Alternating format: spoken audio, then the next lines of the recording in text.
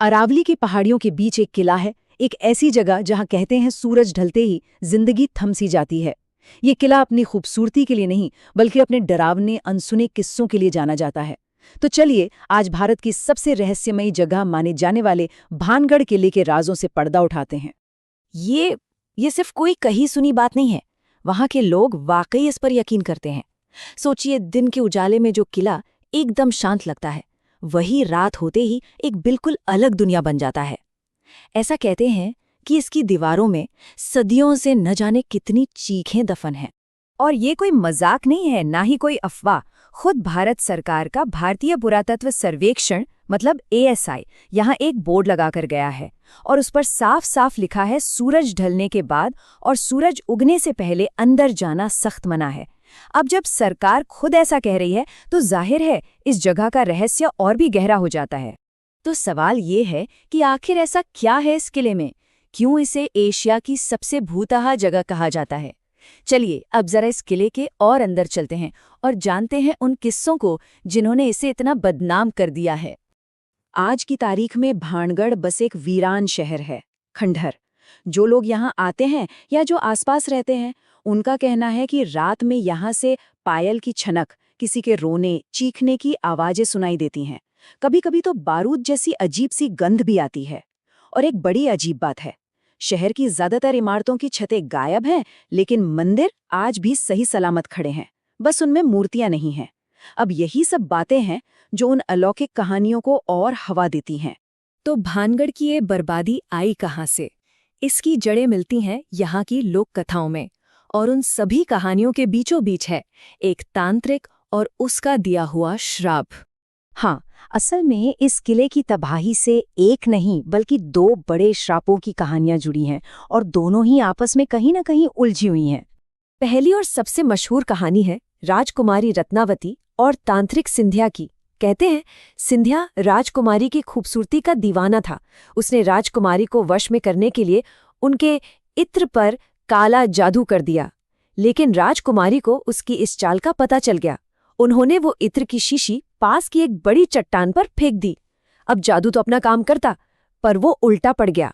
वो चट्टान खिसकी और सीधा तांत्रिक के ऊपर जा गिरी, उसे कुचल दिया, और मरते मरते उस तांत्रिक ने श्राप दे दिया कि ये पूरा शहर बर्बाद हो जाएगा और यहाँ रहने वालों की आत्माओं को कभी मुक्ति नहीं मिलेगी।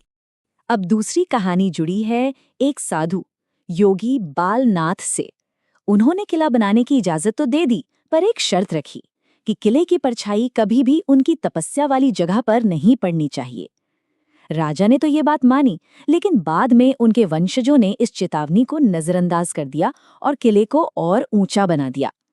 और जैसे ही किले की परछाई साधु की कुटिया पर पड़ी, उनका श्राप इस शहर पर कहर बनकर टूट पड़ा।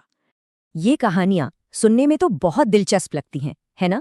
पर सवाल ये उठता है कि क्या वाकई एक श्राप में इतनी ताकत हो सकती है कि वो एक पूरा का पूरा फलता फूलता शहर वीरान कर दे, या फिर इसके पीछे कोई और कहानी है, कोई ऐतिहासिक, कोई वैज्ञानिक वजह? चलिए अब जरा इस पहलू को भी खंगालते हैं। जब हम इन कहानियों और किस्सों से हटकर इतिहास के पन्ने पलटते हैं, तो भानगढ़ की एक बिल्कुल अलग ही तस्वीर सामने आती है। एक ऐसी सच्चाई जो शायद किसी श्राप से भी ज्यादा दर्दनाक है। देखिए, इतिहास ये बताता है कि 16वीं सदी में जब ये शहर बसा तो 17वीं सदी तक ये खूब फला फूला, सब ठीक था। लेकिन फिर शासक छत्र सिंह की मौत के बाद धीरे धीरे इसका रुतबा कम होने लगा, और असली तबाही वो आई 18वीं सदी के आखिर में, जब एक भयानक अकाल पड़ा और उसके ठीक बाद एक जानलेवा महामारी फैल गई। बस इन दो चीजों ने पूरे शहर को उजाड़ कर रख दिया। इतिहासकार मानते हैं कि भानगढ़ की बर्बादी का असली जिम्मेदार कोई श्राप नहीं, बल्कि चालीसा अकाल था। ये एक इतनी भयानक कुदरती आफत थी जिसने पूरे के पूरे इलाके को तबाह कर दिया था।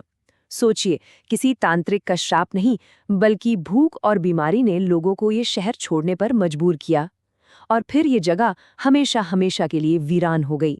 ठीक है, तो इतिहास तो अपनी जगह साफ है, लेकिन उन डरावनी आवाजों का क्या? वो अजीब सा डर जो लोगों को महसूस होता है, उसका क्या? क्या विज्ञान के पास इन बातों का कोई जवाब है? बात करते हैं उन आवाजों की, तो इसके पीछे साउंड रेजोनेंस का एक सीधा साधा विज्ञान हो सकता है। मतलब जब हवा उन टूटे फूटे खंडरों और गलियारों से होकर गुजरती है तो एक अजीब सी गूंज पैदा होती है, और ये गूंज हमारे कानों तक पहुंचते पहुंचते किसी की फुसफुसाहट या रोने जैसी लगने लगती है।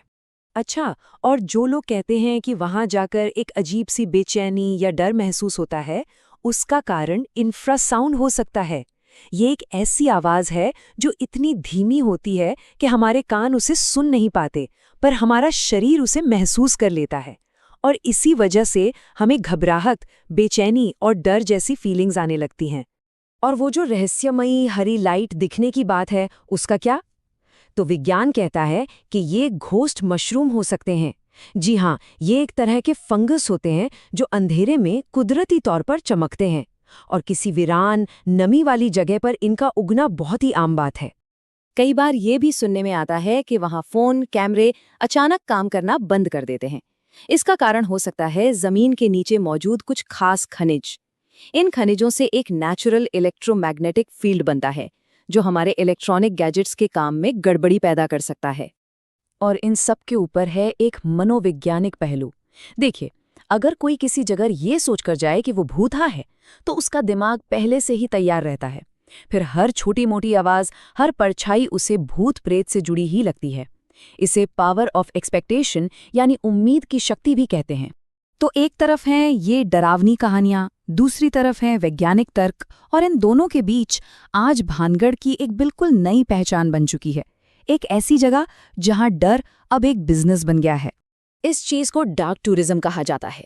मतलब एक ऐसा टूरिज्म जहां लोग किसी जगह का इतिहास जानने से ज्यादा वहां हुई किसी बुरी घटना या डर को महसूस करने के लिए आते हैं। और भानगढ़ आज इसका एक बहुत बड़ा सेंटर बन चुका है। एडवेंचर और रोमांच चाहने वालों के लिए ये जगह किसी चुंबक की तरह काम करती है। तो आज भानगढ़ की पहचान क्या है?